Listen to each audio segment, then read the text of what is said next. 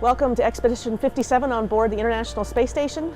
Today we're doing some really cool science. This is Alex Gerst over here with me, and we are working on Parkinson's disease. What we're looking at here is a special protein kinase, or protein crystal structure. And the reason scientists have sent it up here to the International Space Station is because these protein crystals tend to grow larger and of much better quality. Parkinson's is a disease that affects over 5 million people worldwide, and scientists are constantly searching for a cure.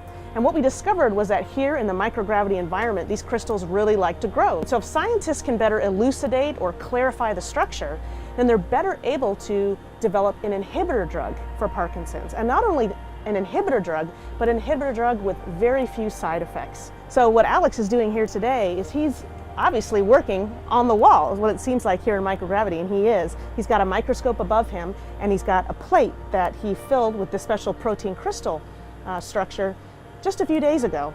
He gave time for those structures to crystallize, and now he's examining them under the microscope. And he's actually interacting real time with the principal investigator on the ground to look at the crystal structure, to help improve the lighting and the clarity, and then also take pictures, which will then be sent back down to the ground. So here on board Expedition 57, we're very proud to be taking part in this.